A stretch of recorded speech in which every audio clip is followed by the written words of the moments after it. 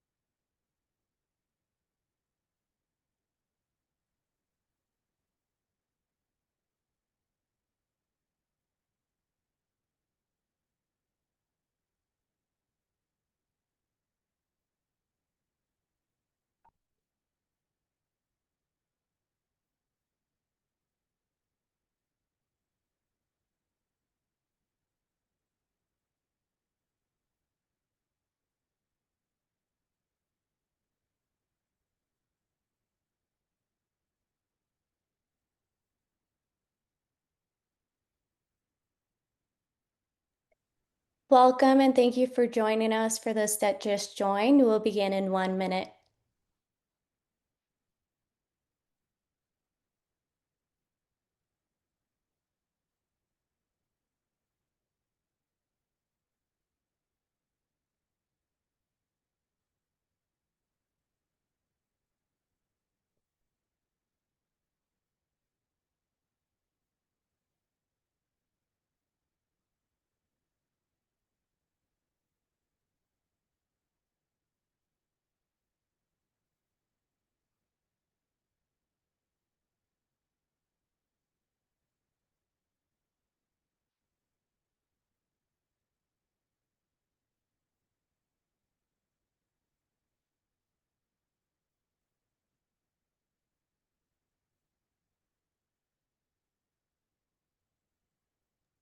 Welcome and thank you so much for joining us today. I'm Cheryl Gomez, Chief Financial and Operations Officer at the Study Group and a Managing Editor of the Handbook series.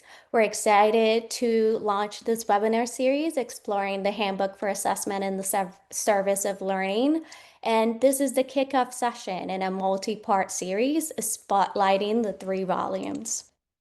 Today, we'll explore and provide a walkthrough of the handbook's big ideas, design principles, and practical takeaways. And we will begin with context for the series, an overview of each of the volumes, and close out with reflections from the field. Hi everyone, I'm Lauren Cachuli from the study group. As we all settle in here right now, we wanted to go over a few logistics. First, we would love to have everyone put their name in the chat and where they're tuning in from. And as we move through our session together today, feel free to add any reflections into the chat as we go through. We'll also be prompting some questions along the way that we'll ask you to put in the chat. And certainly if any questions arise, you can use the Q&A function. So we'll have those handy. And as we go through the session, there'll be a number of materials that we're going to be talking through. So I'm going to drop a link in the chat right now, which you can use to access all of the resources we'll be talking about in a little bit more. And if you have any technical challenges as we go through, or just have a question and you need to get a hold of someone, as Cheryl and Eric will be diving in, you can always reach out to me through the chat or send me an email, Lauren at study-group.org. And I'll hand it back over to Cheryl now. Thanks, Lauren. So the Handbook for Assessment in the Service of Learning series aim to advance the charge of the Gordon Commission on the future of assessment in education, including its vision of repurposing assessment from a mere tool for measurement into a dynamic catalyst for teaching and learning. This handbook series represents a culminating scholarly contribution built on Professor Gordon's vision, gathering leading research and insights on how assessment can support and improve teaching, student and learning.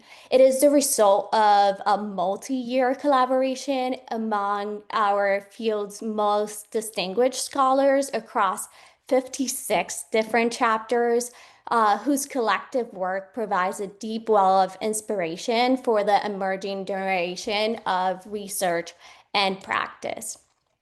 This series editors include Edmund W. Gordon, Steve Cerici, Eleanor Armour Thomas, Eva Baker, Howard Everson, and Eric Tucker, and has been a voluntary labor of love, and we appreciate the support of a wide community of colleagues.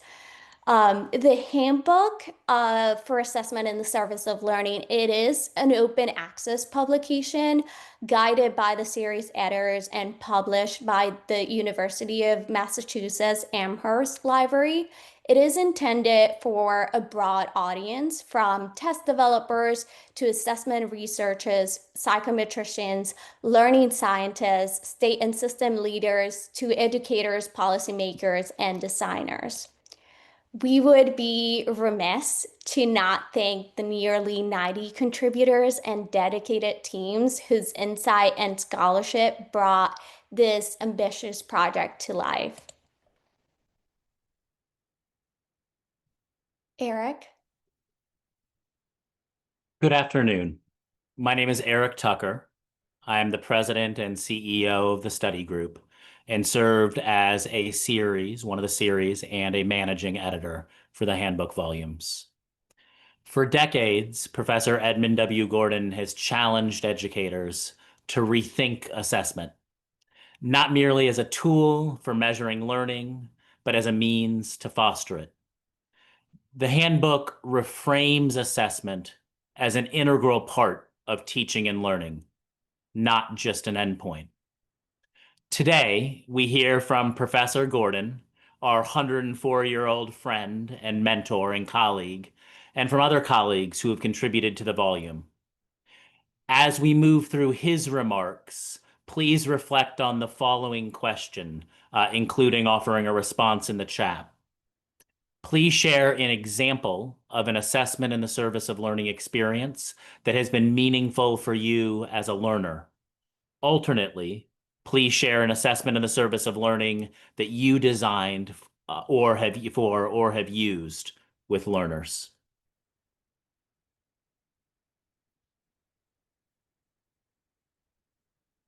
For decades, we've utilized educational assessment too narrowly, often to rank or sort students or to hold somebody accountable, all useful purposes. The result, however, is a system that exceeds at the delivery of a verdict, but it often falls far short of a meaningful path toward better learning. Unfortunately, there's a growing movement that seeks to change this. In it, we argue that the most valuable information an assessment can provide isn't the score, but a story of a story that is rich with insights. We call that assessment in the service of learning. It reframes the process. It changes measurement from a static snapshot into a continuous source of feedback designed to guide instruction, to inspire learning activity, and eventually learning growth. In recent years, a profound shift has been gathering momentum.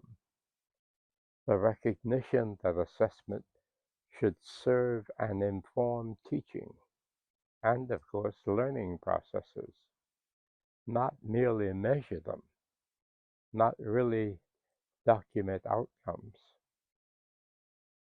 We articulated that vision in the Gordon Commission almost 10 years ago. It was the Commission on the Future of Educational Assessment, which argued that traditional testing must give way to new opportunities that illuminate how learning happens and how it can be improved. Yet this traditional paradigm reveals very little about how the student actually learns, why they succeed, or why they are struggling so, or what might help them learn better, more effectively. We argue that assessment is not a mere input. It's not where we finish up. It is a part of the catalytic and developmental process of performance, feedback, trying again, and growth that we call learning. When assessment is woven into learning, it can provide timely insights to teachers and to their learners. It can diagnose misunderstandings or at least contribute to it. It can suggest fruitful paths for further effort by making assessment a partner in learning. We stand to enrich the learning experience. We stand to help teachers teach more effectively. We stand to advance the cause of excellence by ensuring that every learner receives the learning opportunities and feedback she or he may need.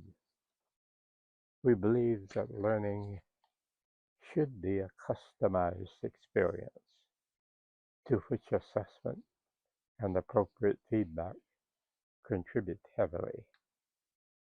Thank you.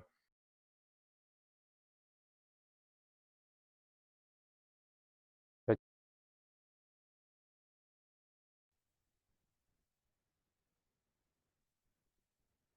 I appreciate the examples that are pouring in from feedback on drafts of essays to oral presentations and performance tasks, high school band, the arts, musical performances, etc. All three volumes of the Handbook for Assessment in the Service of Learning are now live on the UMass Amherst Library website. They're also available at assessmentforlearning.org, and we'll share all of those URLs in the chat. As we unpack the volumes, please reflect on and share in the chat. How might technical innovation and learning science come together to provide more useful and usable insights for learners, educators, and families? Cheryl? Thanks, Eric.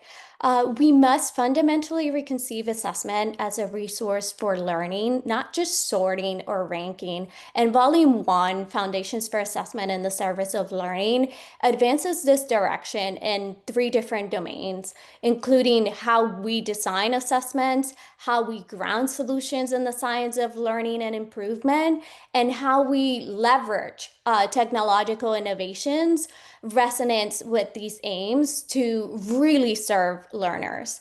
This volume offers a research-grounded vision for transforming educational assessment into a catalyst for learning. It also brings together contemporary work from learning sciences, measurement theory, and improvement science to offer principle design and conceptual frameworks for integrating assessment with teaching and learning. This perspective is anchored into a few core priorities. First, assessment must generate insights on what matters the most. So, the complex cognitive, affective, and behavioral skills needed for success rather than what is easy to measure. Second, it requires new design approaches that leverage modern learning science and the affordances of technology, from interactive simulation to real-time data analytics, to create more authentic tasks. And then third, this innovation must center on its own value proposition, its direct usefulness to learners, educators, and families, that is grounded in valid, trustworthy evidence of student learning that is gathered fairly across diverse groups.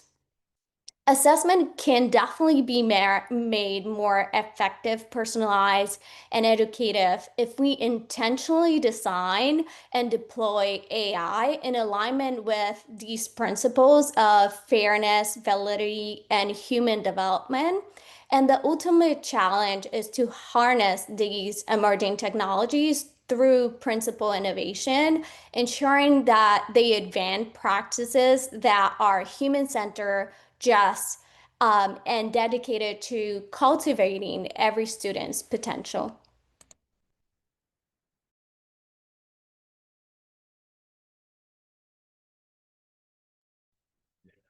Volume 2, Reconceptualizing Assessment to Improve Learning, will be introduced by Steve Cerici from UMass Amherst.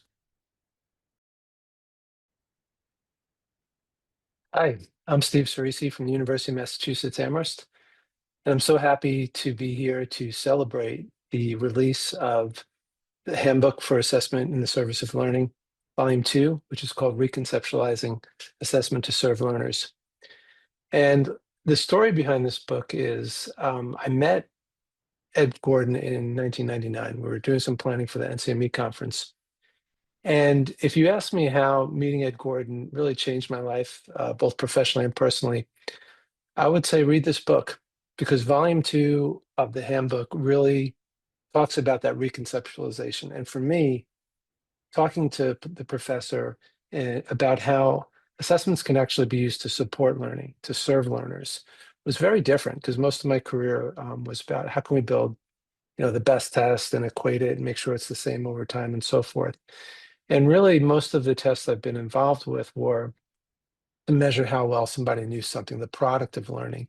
But to use assessments for learning, that was kind of a new idea for me. And it really has changed my trajectory, has changed the way I've thought. And now we're starting to change the way a lot of other people think too. And that's really the purpose of this handbook. So when Ed and I started planning and brought the other editors on, I'm really grateful for all the editors who've contributed to this. For volume 2, we approached 20 authors, all volunteers who weren't paid, and some of the biggest names in the field who are really thinking about, how can we create assessments that think about the unique characteristics of all learners, that provide the type of information that's actually going to help learning. So there's too many authors to mention, but I'm really grateful for everyone for volunteering their time. I'm really grateful to UMass Libraries Press for making this open source and free for everybody. So this particular volume talks about game-based assessment, culturally responsive assessment, personalized assessment, different types of assessment like portfolios. So I really encourage everyone to read it, because what we have now is a roadmap for how to think differently about assessment and how to use assessment to serve learners. And I'm really proud of all the chapters in this volume, and encourage everyone to download the volume, read the chapters, and not just read them, but act on them. Because as the professor has talked for years, and as these chapters in this volume show, we can actually use assessments to help learners learn. Thank you very much. Enjoy the book.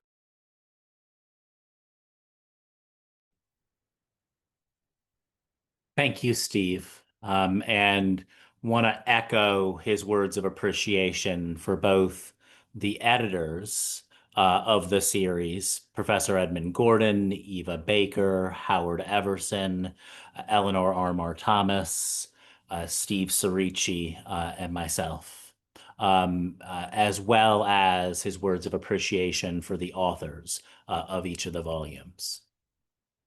Volume 3 is examples of assessment in the service of learning. Building on the vision articulated in the earlier volumes, Volume 3 of the Handbook for Assessment in the Service of Learning answers the call to bridge the chasm between the aspiration for assessment in the service of learning and its practical application. An assessment's capacity to improve learning depends on its ability to elicit valid evidence, provide useful and actionable feedback, and situate itself meaningfully in the social context of teaching and learning.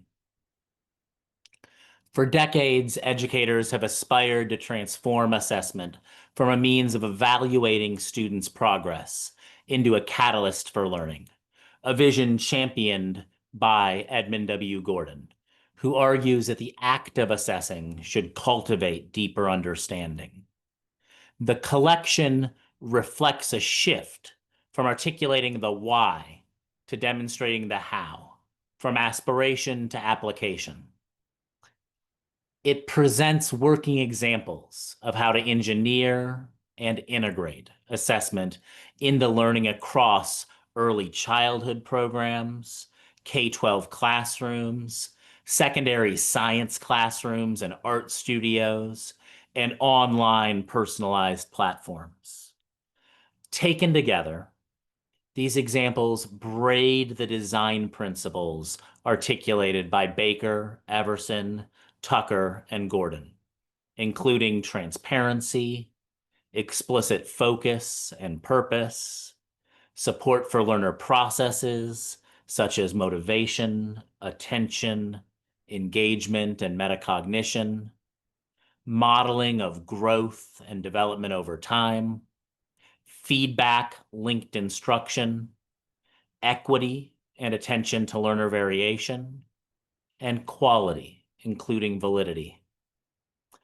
From PBS games for kids to skills for the future, from Achievement Network, ANET, to Roblox, from Age of Learning to Next Generation Science Standards, from Transcends RevX to Roar. These examples illustrate that when assessment is woven directly into the fabric of instruction and designed with intentionality, it has the potential to become a powerful engine for learning.